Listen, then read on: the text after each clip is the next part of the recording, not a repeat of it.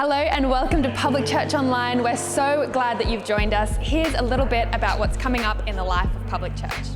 If you are new to the life of our church and you really want to get connected in, why don't you go and hit the description box right now, and there is a link that will say new to church, so just click on that. If you are believing for something, if there's an area of your life that you need prayer for, why don't you click the description box as well, because there is a whole pastoral care team who would love to pray with you right now. So you can click the link, submit your prayer request, and we will definitely be praying for you. Look, church, thank you so much for your constant and consistent generosity. There is a new way to give in the life of our church, so check this video out right now. Hi church, introducing a new way to give. Text to give through Tithely.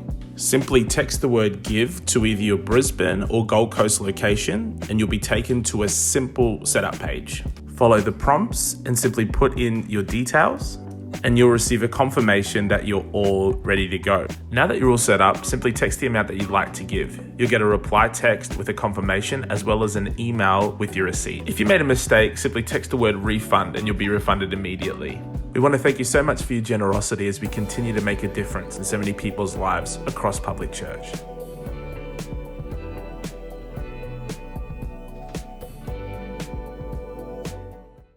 We are coming around our message part of this service, so why don't you find your Bibles and your pens, and we really pray that this message blesses you right now. This is something that I want to share with us today is really about the heart of Public Church. And I actually shared this message a couple of years ago when Public Church was just, maybe 40 people in the school hall back at Helensvale, at Helensvale. And I remember just at the time we were really trying to sow into the DNA and the culture of who we are. Because one of the reasons that Cameron and I believed that he wanted us to plant a church and not to take over a church is because, when you take over something, you're inheriting someone else's culture.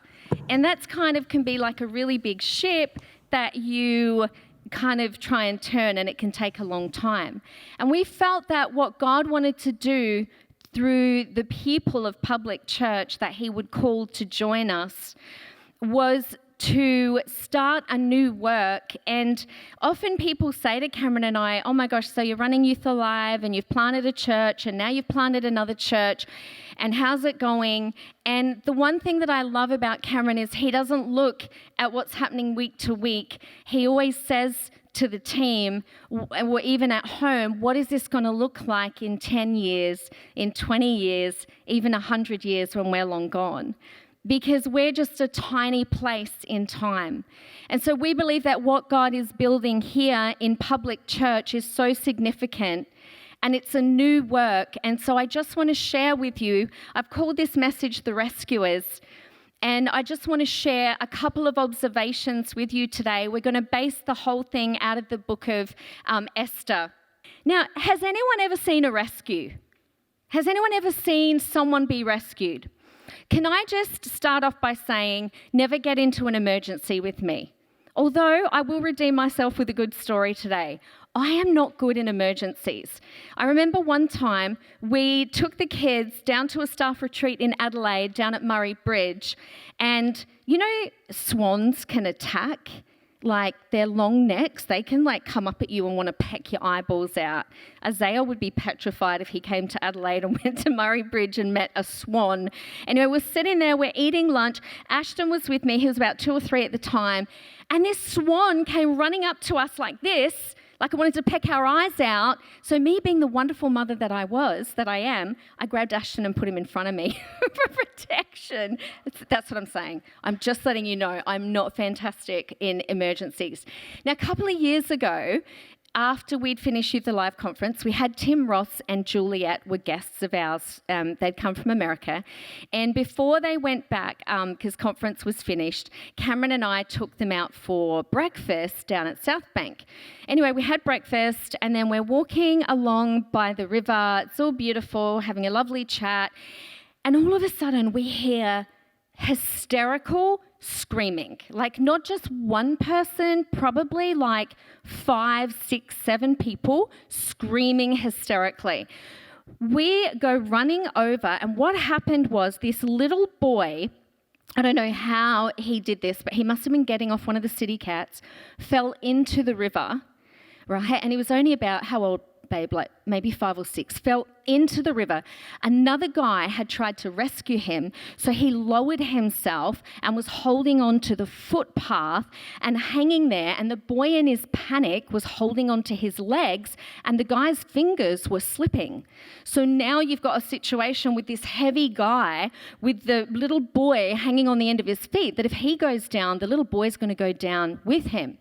So Cameron and Tim go running over, and Cameron grabbed the guy's hand with one arm, and the little boy, like Spider-Man, literally scaled up the back of the guy's back. Cameron grabbed the little boy, so Cameron, lucky he was lifting some good weights at the time. He went to the gym twice yesterday. Like, who does that? Do you do that, Isaiah? No. That's not normal. I don't even go once in a year, let alone twice in a day. And anyway, so Cameron's lifting him, the man with one arm, the boy with another. Cameron just lifts the boy up by his arm, like he didn't displace it, hands him over to Tim. Tim grabs the boy and runs him over to his parents. I'm like, that was amazing. No one even thanked them. We just kind of got up and walked away. Didn't we? Literally walked off. No thank yous. What I couldn't understand was why the heck all those 10 other people previously were just standing there screaming, not doing anything. But do you know that is such a good picture of life, where some of us, we understand that we're called to be rescuers, whereas other people are just like, don't know what to do. They just stand on the sidelines. And we are not called to be a church that stands on the sidelines. You are not called to be a person that stands on the sidelines. You know, our public manifesto, I'm not sure if we can pop that up on the screen. Cameron read it the other day, and I won't read the whole thing through, but a part of it says that we are God's lamp, lifeboat, and ladders. Everyone say lamps, lifeboats, and ladders. Excellent. Someone up the back was doing that nice and loud. Well done. Do you know all of those things, a lamp, a lifeboat, and a ladder, we didn't just write them into our manifesto or our statement because they're a good idea and they sound poetic. We put them in there because these are all things that are used to help guide, lead, and rescue people, and all 3 of them are found in the Word of God. Now, I'm not going to go into those 3 things today. I want to more look at the heart of someone who chooses to be a rescuer. But the lamp, the lifeboat, and the ladder are merely the tools that we use. A lamp is a symbol in the Bible, time and time again, of guidance.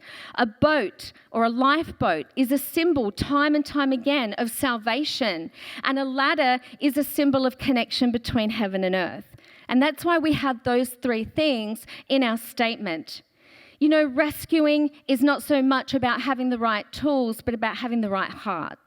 And I want to just make 3 observations today about the kind of people that we need to be in order to be God rescuers. And we're going to have a look through the book of Esther.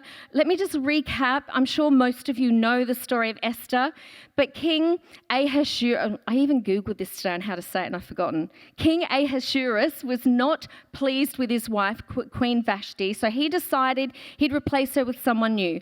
So he went looking throughout the land and sent all of his servants out to find the best, most beautiful women that he could and to bring them back and to prepare them. And he would then go and have a look at all of these women and choose which one he wanted to be his wife. And of course, we know that Esther was the one chosen from all of the women. Now, she found out that there was a terrible plot formed by the king's advisor, Haman, to kill all of the Jews. And Esther got wind of this, and she ended up pleading with the king and being a God rescuer to the Jewish people. So we're going to base ourselves out of that text today. And this is my first observation about a rescuer. Someone who rescues remembers redemption. So write that down as our first point. Someone who rescues remembers redemption. Let me explain that. We rescue because we have been rescued first. We rescue because we understand what it is to need to be helped. We rescue because we remember what it is to suffer. We rescue because we understand redemption. And of course, Isaiah 46:4 says, I have made you, I will carry you, I will sustain you, and I will rescue you. What have you been rescued from? What was it in your lost and broken heart that God took you and rescued you from? You know, God himself is the ultimate rescuer. He first rescued me, and because he rescued me, I can't help but want him to use me to rescue others. And so when we remember what we've been taken from, then our heart changes because it's, God, I know what I've been rescued from. You rescued me. Now it's my turn to be the rescuer. Let's have a look at Esther. Esther understood redemption. Esther 2 verse 7. It says, the maiden was beautiful and lovely, and when her father and mother died, Mordecai took her as his own daughter. One of the reasons I love the book of Esther is because she was an orphan. She didn't have a mother and a father. And you all know my story of growing up with my mum and my parents having divorced. And when I read the book of Esther, she could have sat and wallowed. She could have stopped at the point where Mordecai rescued her. But instead of stopping there, she's like, you know what? I know what it is to be rescued. And so now God used me to be the rescuer. And you know, in my life, it's like, God, I remember what it was at the age of 3, 4, 5, 6 and onwards that you rescued me and you healed my broken heart. Now, God, I can't just sit here in my redemption, take my redemption and use me, God, to be a rescuer. Not because of who I am, but God, may I be your hands, may I be your feet, may I be your heart, may I be your love to someone else who needs it. See, Esther knew what it was to be abandoned and left alone, and she was rescued by Mordecai. You know, I did an Insta Live just this week with a friend of mine who lives in Wollongong, Janine Kabbalah, and she threw a question at me that I wasn't expecting, but she goes, you know what, Renee, what is it that's kept you going decade after decade and has made you say yes to both Youth Alive and Public and planting a plant off of a plant? Like, why do you do that? And it kind of threw me for a second because usually I'm prepared for questions. I don't like thinking on my feet. But the answer came to me straight away. And I said, you know what, Janine? This is the thing that motivates me every single day is I remember where I came from. I remember being the kid in the classroom at school where no one else's parents were divorced. And I remember that feeling of being the odd kid. I remember the feeling of being the one that didn't belong. I remember the feeling of, at the age of 5, being put on an airplane by myself with my sister to fly to another state. I remember feeling vulnerable. I remember feeling confused. And because I remember where I came from, it always sets my mind and my heart on where I'm going to. I was the broken. I was the abandoned. I was the forgotten. And I'll never forget what Jesus has done for me. I remember him encountering me at the age of 10 in my mum's bedroom. And I think I was reading a Joyce Meyer book. I can't even remember which one. I think I was reading Battlefield of the Mind. I didn't even understand what I was reading. But I remember at the age of 10 having an encounter with God, and I remember being on the floor of my mum's room and crying. I can't even tell you what God said to me, other than I felt so much love, and I just loved him back so much. I remember saying, God, I just want to do anything. I was literally busting to do anything for God because I knew that he'd rescued me. What have you been rescued from? Do you even remember? Have you forgotten? So rescuers remember redemption. Second observation, rescuers are compelled to respond.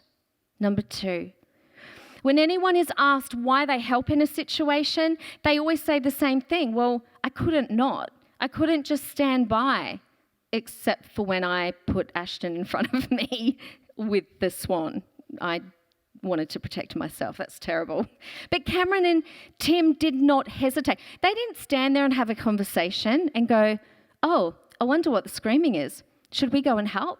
It's a little bit inconvenient. We were eating our breakfast. We wouldn't go have coffee. We were in the middle of a conversation. They just bolted. That's what rescuers do. They hear, They hear a sound and they run. They hear the cries of the broken and they just drop everything and they don't think about themselves, but they go. You know, a couple of years ago, I was taking the kids to school. This is my redeeming story because I put Ash in front of the swan. But this time, I was good. We were sitting at this T junction, really, really busy, on the way to the kids' school. And the sun, it's a really busy road. It's hard to turn right at this T junction. And there was a P-plater in front of me, and I could see that she had a car seat in the back with like a 5-year-old. So she must have been on the way to the school up the road. And she took off, but because of the way the sun was shining, she didn't see a car coming, and the car literally T-boned her car, spun it around. I'm thinking, oh my gosh, she's going to spin around and hit me. So I threw my car in reverse. She spun around, just missed a sign, and pulled the car up. Well, she didn't pull it up. The car landed in the middle of the road with traffic going this way and that way, facing me. My immediate thing in that case was to pull my car on the side of the road. I remember going, Mum, what are you going to do? What are you doing that's dangerous? But all I could see was in the back seat of that car was a little kid sitting in a car seat who was just 2 seconds away from a car coming around the corner and not seeing them and T-boning him. They would have gone right into his door. I didn't think about my own life. I didn't, luckily, because probably if I'd thought about it, I might have stopped. But you know, when you're compelled, you don't stop to think about the consequence to yourself. And we've got a generation that's being taught, oh, it's all about me, love yourself, you're enough, all of this rubbish. It's rubbish. No, we're called to be the people that put ourselves on the line because we know what it is to be rescued. And I remember the girl driving the car, it was his auntie. She was dazed. She couldn't speak. She couldn't get out of the car. I remember I jumped into the back seat and I unbelted that little boy and I said, sweetie, it's okay. And he was crying. I'm like, it's okay. I'm here. It's okay. And I took him out. And I put him on the side of the road and someone else came and grabbed him. And then I helped the girl out of the car. And you know, it's not my natural personality to do that.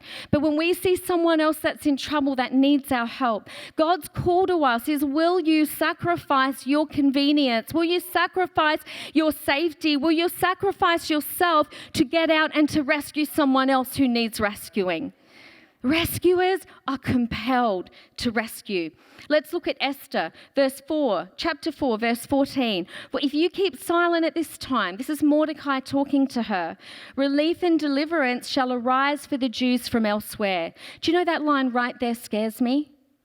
It's like, Renee, if you don't want to do it, that's okay, but I'll raise someone else up. We're not called to sit there for God to pass over us because we say no, because he will raise up somebody else. I want to be the person that's, when God looks at me, I've got my hand ready saying, yes, God, I'll go. Yes, God, I'll do this. But you and your Father's house will perish. And who knows but that you have come to the kingdom for such a time as this and for this very occasion. It is no mistake that you've been born in this era. It's no mistake that you've been born and you're living in this state. God has put you right where you are, in the family that you're in the university that you're studying in the job that you're in. God's put you right there on purpose for such a time as this. You know, I feel it deep in here. That's why Cameron and I, often people say, how come you're still running Youth Alive? And we've gone from kind of being the youth pastors, and I remember we've had quite a few words where people are like, you guys have become the mother and the father of the young people of a nation. And at first I was like, I don't want to be the mother. That means I'm old. Ish. I don't want to be the mother. And I remember feeling God rebuke me and go, why not? What is wrong with being the mother of young people? They need a mother and they need a father. So Cameron and I are compelled to mother and father a nation of young people. That's why we keep saying yes to Youth Alive. It would be way easier, let me tell you, to give it over to someone else and just focus on public church. But God's called us to do both. And while the anointing is on us for both, we will say yes for both. What's the anointing on you to do? What is it that God's called you to do? You know, even when Cameron was talking about the universities, that's no mistake that we've been asked to go into the largest residency and be a part of the universities. God is stirring Jono's heart. There's no mistake that we've been asked to go into McGregor, which just happens to be the closest high school here. There's no mistake that we are the biggest presence in Pimpama High School that's got the highest rate of domestic violence down at Coomera. That's no mistake. Do you know what that is? That is because God sees a church full of people with their hands up, really willing to say, God, send us. God, send us. This church is not about us. Yes, it'll be a place of restoration, but then once we're restored, it's a place to move out and move on and to put our hand to the plough. Okay, and third observation is this, and we're going to finish up and I want to pray with you. Rescuers are risk takers. Rescuers are risk takers. They don't think twice about putting themselves in harm's way. To be a rescuer, you can't be selfish. You can't be all about me, me, me. You can't live life looking inward. And I said it before, but what we're being taught more and more is that we rescue ourselves and that it's all about us. I see it all the time in our media, in our education system, where they're like, you're enough. Everything you need is inside of you. I even saw this post the other day that infuriated me. There's now such a thing as toxic Christianity, that apparently it's toxic that God sent his son to die. Apparently that's toxic love because it's teaching us that we should lose something when we love. I'm like, that's right, that's called sacrifice. And so we need to be a people that stand up and say, it's not about me. I'm not enough. I'm not enough. It's Jesus in me that's enough. It's not about me. It's not about me. It's about him and it's about everyone around me. For that reason, we need to continue to get on our knees before God. That's why I love the worship songs that we've been singing. It's not about me, me, me. It's about lifting up his name. It's about Jesus over everything. You are the God of our generation. That's why we're singing those songs. Esther risked her life to save her people. If I could have the band come. Esther 4 verse 11 says this, all the king's servants and the people of the king's provinces knew that any person, be it man or woman, who shall go into the inner court to the king without being called shall be put to death. Esther knew that if she was going to step in to the king's court without being asked, without being invited, to try and make him aware of this plot that Haman had devised against the Jewish people, that she could actually lose her life. But listen to her answer a few verses down in verse 16. This is what she says, knowing that she could be put to death. She goes, then I will go. Then I will go to the king, though it is against the law, and if I perish, I perish. What a backwards way to live your life. But isn't that all about what God is like? God is, his patterns, his thoughts are higher than ours. They're higher than the world's. His gospel is foolishness to the world. Even this week, this is a kind of a funny story. I won't tell you all of it, but one of my reels from my podcast got onto the popular feed, and a media influencer, a social media influencer, saw it and reposted it, swore her head off, left horrible comments, and an onslaught began. And I quickly rang Renee. What do I do? And I quickly went on private just for the night, just to stop it, because I didn't want people to see all the swearing. But you know what I thought as I slept that night? I will not back down from holding up God's values. I will not back down and let the people that shout the loudest tell me that their way is a better way when I know it's clearly not. Because when you look at this person, they're one of the most unhappy, bully, just unhappy is the best word, people that I've ever seen in my life. And it's scary when she's got 200,000 followers and I've got 2,000. But I've got someone behind me that she doesn't have. So we cannot keep silent. I want to encourage, where's Jono? Where are you, Jono? There you are. Jono, I want to encourage you. You know what? You were with us right back in the Helensvale days. You were with us, packing up, packing down, and Ash as well. I want to encourage you that, there's been times where you could have drifted the path. You could have stepped off the path. And even though maybe for a moment you did, God brought you back on. And that God wants you to know you are the Esther, but obviously a male version, because hello, You are the Esther, that you've heard the call. And well done, God. And it's not because it's because of you, but I see you having so much influence in that university. I see God expanding your reach and expanding your influence, and everything that you felt God put on the inside of you, that it's felt like it's taken so long, the time has come. The time is come for such a time as this. And I see you willing to be like Esther and sacrifice yourself and say, well, if I perish, I perish. Not literally, but you know what I'm saying. God, whatever it takes. Whatever it takes. And because you've said yes, I see you stepping into that university, and I literally see a trail of hundreds of people behind you. And what you guys are, you're rescuers. You're going to be rescuers of a generation, but believe you me, it's a battlefield. So the prayers of public church are going to be pushing you and uplifting and giving you the courage that you need. But well done for staying the path. If we're going to be a lamp, we cannot be afraid to go into the dark. Right? It sounds so awesome. Oh, I'm going to be a lamp to people. Well, there's no good being a lamp if you go into the light. Who needs a lamp in the light? We have to be willing to go into the dark places. If we're going to be a lifeboat, we cannot be afraid to go out into the deep. No one needs a lifeboat on the shore. And if we're going to be a ladder, we cannot be afraid to leave the ground. Otherwise, what's the point? And even now, and I just want every eye closed, I feel like God is stirring people again. That perhaps you've been cruising and you know that God has rescued you, but you've been cruising along. And God is just stirring and pulling on your heart and reminding you, say yes to being the lamp, say yes to being the lifeboat, say yes to being the ladder.